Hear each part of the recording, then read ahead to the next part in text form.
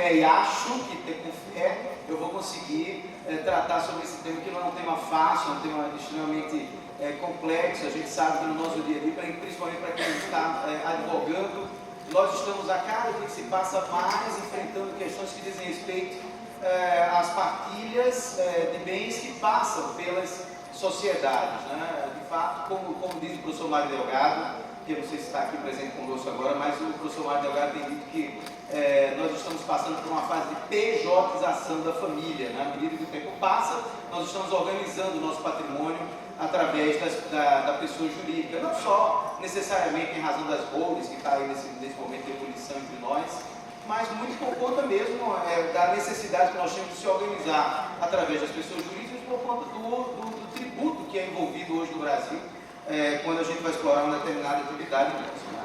Em razão disso tudo, nós temos duas perguntas que são objeto aqui de nossa análise. A primeira, quais os principais pontos comprometidos na partilha de cotas e lucros de sociedade limitada? A segunda, se existe vulnerabilidade por parte do membro do casal sócio ou não sócio. Eu gostaria de fazer uma pequena consideração inicial aqui, até para deixar todos tranquilos.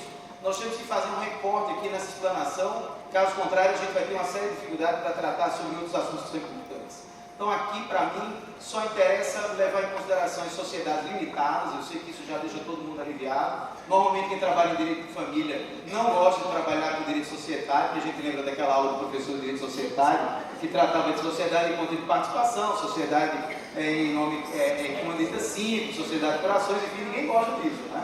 Então nós somos como aquela decisão que a gente toma para vir para a área jurídica. Não vou para a engenharia porque eu não gosto de matemática. Então nós vamos para a área de família, que a gente também não gosta de societária. E de fato aqui a minha análise é só em torno da sociedade limitada, e também eu só vou considerar o regime de comunhão parcial de bens, porque senão a gente vai ter uma séria complicação em torno dessa nossa temática. Veja, eu também gostaria muito que vocês atentassem aqui para esse quadro que eu estou colocando agora. Normalmente, se a gente for colocar todas as nossas considerações num bojo comum, nós vamos ter dificuldade quando nós vamos analisar as sociedades do Brasil. Isso porque existem sociedades em que o cônjuge ou companheiro é sócio, e existem sociedades em que o cônjuge ou companheiro não é sócio, né? E para que vocês, de fato, consigam entender exatamente o que eu estou querendo dizer aqui, eu prefiro que, inclusive, vocês prestem bem atenção, porque, de fato, não é fácil. E depois eu vou colocar todos esses slides lá no meu Instagram, Direito Civil Brasileiro. Eu disponibilizo todos lá no Direito Civil Brasileiro, lá para as 18 horas, eu deixo isso tudo disponível. Mas vejam, nós temos sociedades em que o cônjuge é sócio e sociedade em que o cônjuge não é sócio. E também a gente precisa levar em consideração que existem sociedades que são operacionais efetivamente, como acontece, por exemplo, com o ramo do comércio, da indústria, da prestação de serviços, né? Sociedades que de fato estão rendendo alguma coisa para a família, mas existe uma outra gama de sociedades que nós fazemos hoje, por exemplo, para guardar patrimônio. Aí sim nos interessa as questões relacionadas às holdings familiares, por exemplo, né? Essas holdings familiares, na maior parte das vezes, elas são agregadores de patrimônio. Eu coloco todo o meu patrimônio que eu vou adquirindo ali ao longo da vida, e depois, logicamente, casado, vivendo em união estável, para organizar esse patrimônio ali dentro da holding. Normalmente, essas sociedades holdings, elas são não operacionais. Elas não têm uma grande complexidade, normalmente não tem muitos empregados, aliás, não tem quase nenhum empregado, muitas vezes não precisa de nenhum empregado propriamente. Portanto, é sempre importante a gente levar em conta esses dois mecanismos que eu estou colocando nesse quadro. Se o cônjuge ou o companheiro é sócio ou não é sócio, e se ele está ou não diante de uma sociedade operacional ou não operacional. Isso pode fazer diferença para a gente num determinado raciocínio. Então vejam aí vocês, primeiro, se nós formos considerar só as sociedades em que o cônjuge é sócio, nossas considerações aqui elas passam por um ambiente muito mais facilitado, efetivamente. Por que mais facilitado? Porque o cônjuge já é sócio, ele tem direito de sócio, e na medida que ele tem direito de sócio, fica mais fácil ter acesso a determinados direitos mesmo, ou mesmo informações que estão lá dentro da sociedade. Por isso, é que nesse ponto número 1, eu estou afirmando que pode haver partilha de cotas, considerando, logicamente, os regimes de bens. Normalmente, quando a gente recebe essas questões relacionadas às sociedades em que os cônjuges são sócios, sempre vem aquela velha história do país machista que nós vivemos, do marido que chega, olha, doutor, não se preocupe, porque eu sou dono de 90% e a minha esposa é dona de 10%. Mas qual é o regime de bens se você se encontra casado? No regime de comunhão parcial de bens, as cotas foram adquiridas ou foram constituídas durante o regime. Então, evidentemente que não adianta colocar 90% para um e 10% para outro, porque ambos são donos de 50%. Né? E claro que se houver a partilha, não há problema nenhum. Antes era 90-10, agora é 50-50, depois que for feita a partilha. Então isso vai mudar muito pouco. Por isso eu estou afirmando, nesse caso, que pode haver partilha de cotas sem nenhuma problemática. E pode haver também a distribuição de lucros. Se eu já sou sócio, sendo sócio, eu vou distribuir o lucro do jeito que eu quiser. Ambos membros do casal vão receber a distribuição de lucros, não há problema nenhum, inclusive com a influência do voto daquele que está participando da sociedade, né? Eventualmente. Né? Também o cônjuge, o companheiro, não terá direito necessariamente ao prolabore. Isso é uma discussão que é muito comum no dia de forense da gente. Né? A gente vê que ao invés de se pedir partilha de lucros, eventualmente, as pessoas vão discutir em torno do prolabore. Prolabore é um direito societário para quem está realizando alguma atividade econômica lá dentro da sociedade, alguma atividade de trabalho dentro da sociedade. Não necessariamente você vai receber o prolabore. Agora, pode ser que o prolabore esteja sendo usado para maquiar a distribuição de lucros. É claro que nessas circunstâncias você vai poder discutir se há ou não necessidade de pagamento de prolabore também. Né? Também eu estou trazendo esse ponto número 4 para dizer que a gente deve ter muito cuidado quando for fazer a constituição da sociedade em que ambos os cônjuges são sócios entre si. Porque não é incomum, é bastante comum que nós tenhamos uma sociedade, um contrato social, em que um dos cônjuges está dispensado de fazer a anuência na disposição do patrimônio. Claro que isso torna vulnerável aquele cônjuge que não está participando da cláusula restritiva. Né?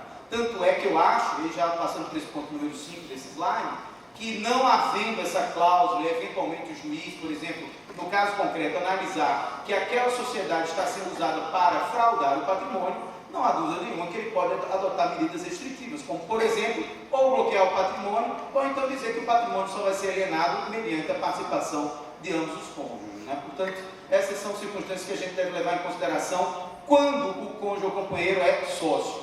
Mas essa era a parte mais fácil da nossa história. A parte difícil se dá com a outra circunstância, ou seja, o cônjuge ou companheiro não é sócio.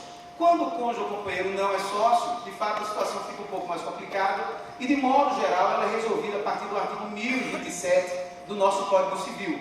Esse artigo diz que os herdeiros do cônjuge, de sócio, ou, e aí a parte que nos interessa aqui, o cônjuge do que se separou judicialmente, não pode exigir desde logo a parte que lhes couber na cota social, mas concorrer à divisão periódica dos lucros até que se liquide a sociedade.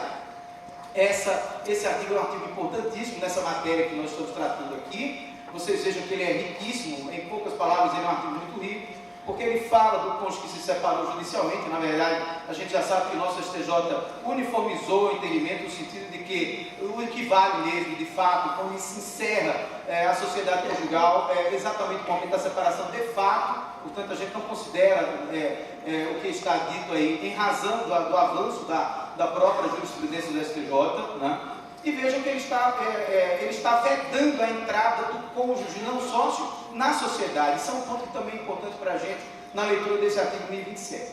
E vejam que, ao lado do artigo 1027, que trata, na verdade, de direito societário no Brasil, há necessidade também de nós analisarmos aí as questões relacionadas ao direito de família. E há um artigo do Código Civil, que é o artigo 1660, que trata do regime de comunhão parcial de bens. Como eu disse, eu vou só me restringir a esse regime, que diz no inciso 5º que os frutos dos bens comuns ou dos bens particulares, isso assusta muita gente desprevenida, acaba tomando um susto na prática com esse inciso 5º, né? Ou dos bens particulares de cada cônjuge, percebido na constância do casamento, eles entram na comunhão, ou seja, os lucros da sociedade, ainda que as cotas tenham sido constituídas antes de começar o casamento, eles também entram na partilha quando houver necessidade de se considerar a partilha de cotas eventualmente. Esse é um dado que, de fato, chama muita atenção da gente e a gente passa meio que desapercebido. E muitas vezes, os cônjuges, quando noivos, quando vão se decidir casar, acham que pelo fato do bem já existir antes, o rendimento desses bens não vão entrar na partilha futura e vão, como a gente pode ver ali, no inciso 5º do artigo 1660. Agora, o que é que o artigo 1027 quer dizer mesmo? Como eu disse para vocês ainda agora há pouco. A lei não assegura o ingresso de cônjuge não sócio na sociedade.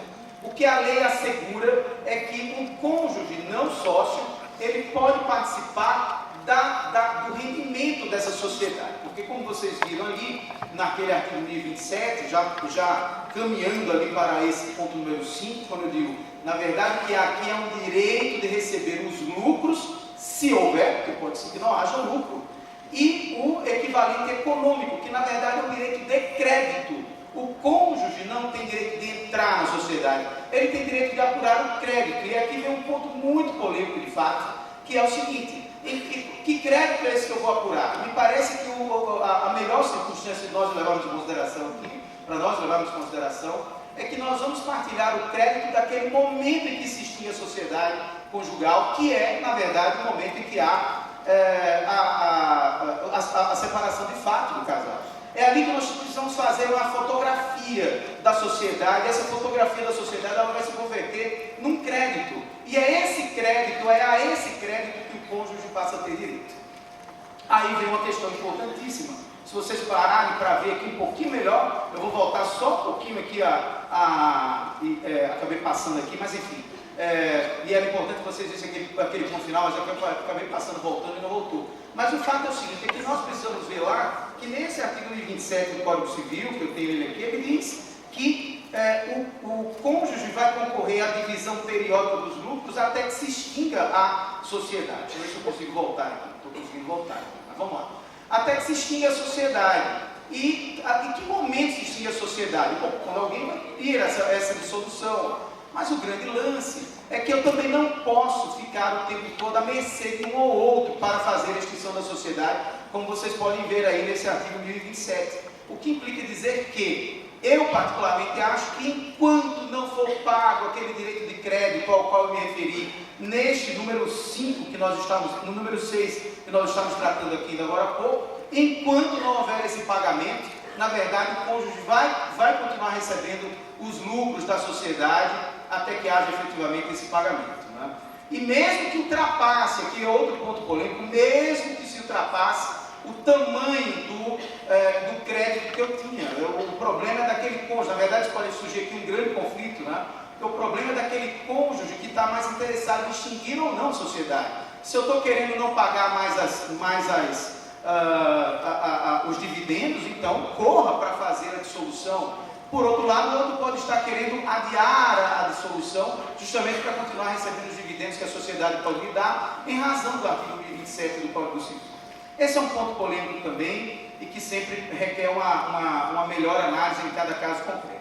Esse ponto número 7, que trata da valorização das cotas posterior à separação, que não é partilhável em regra, o nosso STJ também já disse que ele não é partilhável de fato, mas existem sociedades não operacionais, como eu mostrei no começo, e nessas sociedades não operacionais pode ser que o patrimônio ele tenha uma valorização por si só, como acontece, por exemplo, nas sociedades patrimoniais, nas outras patrimoniais, quando você tem um imóvel ali fazendo parte do ativo da sociedade, esse imóvel eventualmente vem se valorizar, porque a área da cidade, por exemplo, se valorizou. É lógico que nessa circunstância me parece que é próprio que haja a valorização das cotas da sociedade também faça parte da partilha do casal eventualmente. Embora eu compreenda que isso não seja a regra, eu concordo exatamente com essa posição também em torno desse assunto. Para nós encerrarmos, que eu estou vendo aqui que o meu tempo já está aqui se esgotando rapidamente, existe um ponto que sempre é importante a gente levar em consideração, que é uma confusão muito grande do ponto de vista prático, e principalmente quando está se litigando nos processos em torno desse assunto, que é não se compreender que o lucro de uma sociedade não é dos sócios propriamente. O lucro da sociedade é da sociedade. Tanto é que eu posso dar 3 destinos ao lucro da sociedade. Ou eu constituo uma reserva, ou eu faço incorporação ao capital social, ou eu distribuo. Claro que só é partilhado o lucro que está distribuído. Aí você pode perguntar, mas e se o marido ou a esposa que estiver lá no comando da sociedade não fizer a distribuição de lucros para prejudicar o cônjuge? O que é que nós vamos fazer? Não há problema nenhum, porque se nós formos apurar o que tem de ativo e de passivo na sociedade, é claro que o lucro que está lá dentro vai ser considerado como ativo. E como ativo que vai ser levado em conta para a valorização das cotas para a partilha no final de tudo. Isso também é um dado que é bastante relevante para a gente levar em consideração. Claro que, uma vez distribuído, esse lucro não é mais da sociedade e sim do sócio propriamente. Por ocasião da dissolução do casamento da união estável, o lucro pode não ter sido ainda distribuído. E há aqui uma grande indagação, um ponto controvertido demais. O que é que nós vamos fazer com esse lucro que não foi distribuído ainda, se o próprio Código Civil, no inciso 5º do artigo 1660, ele está dizendo que os frutos pendentes também são partilhados, né? Na verdade, eu acho que aqui o ponto é menos problemático, porque como o lucro está lá dentro da sociedade, e como ele é um ativo da sociedade, isso vai ser considerado por ocasião do balanço especial, que vai ser feito para aquela época da separação de fato do casal, e lógico que isso vai ser pago no futuro, mediante correção monetária, enfim, o valor que seja correto mesmo lá, desde o começo, e não me parece que isso seja um grande problema do ponto de vista prático. Eu acho que a gente não deve estar preocupado com isso, de modo geral. Para nós encerrarmos, porque realmente o meu tempo já está aqui no finalzinho, eu estou morrendo de medo de apagar a luz, confesso a vocês, vejam, se você me perguntar, se a pergunta foi aquela que foi colocada no começo, existe vulnerabilidade por parte do cônjuge não sócio. Claro que o cônjuge não sócio sofre mais, mas a gente também não pode evitar isso. Essas pessoas se organizam em sociedade. O cônjuge não sócio, ele tem mais vulnerabilidade do que aquele cônjuge que é sócio. Claro que o cônjuge que é sócio também pode, eventualmente, estar vulnerável, caso não esteja participando das atividades da sociedade, não esteja ali também tendo que assinar documentos que digam respeito à disponibilidade, à disposição patrimonial, isso também gera vulnerabilidade por parte do cônjuge. Então, na verdade, isso diz respeito ao nosso cuidado no começo de todos os ajustes societários que eventualmente venham a ser feitos entre cônjuges, né? Também é importante a gente lembrar que existem precedentes que admitem a regularidade de alterações societárias que não precisam da anuência do cônjuge. E como não precisam da anuência do cônjuge, claro que todos os nossos precedentes caminham no sentido de dizer que as alterações societárias elas são realizadas regularmente, e mesmo que causem algum tipo de prejuízo para o cônjuge tem que ingressar com ações de indenização e não propriamente com discussões em torno de direito de família ou mesmo em torno de direito societário, né? E aqui uma das grandes discussões que nós temos nesse tema, até uso essa palavra, a aplicação do direito societário prevalece em regra sobre o direito de família, não é propriamente o fato de prevalecer ou não, mas a gente tem que aprender a, de fato, trabalhar com o direito societário também no âmbito da família. As regras de direito societário elas são postas e são claras, e claro que elas é quem resolve os litigios que digam respeito a essas questões do patrimônio da família que está numa determinada sociedade, seja uma sociedade operacional ou não operacional. Agora, não resta dúvida também, por outro lado, que na medida em que o direito societário ele é usado para fraudar o casamento, para fraudar a união estável, para criar circunstâncias que impeçam de modo malicioso a partir dos bens, é claro que nessas ocasiões eu não vejo problema nenhum de se deixar de lado regras de direito societário e se aplicar regras de direito de família. Mas vejam, diante de circunstâncias de má-fé, de circunstâncias que digam respeito à fraude, ao casamento, à união estável, eventualmente. Meus amigos e minhas amigas, muitíssimo obrigado pela atenção de todos. Eu consegui aqui aos trancos e barrancos falar o que eu tinha previsto, mas claro que dentro da nossa comissão de família e patrimônio, e família e empresa, nós vamos, já combinei isso ontem aqui dentro da própria reunião de Bidefam, nós vamos promover alguns cursos. Esses cursos certamente serão online para que todo mundo possa participar de todos os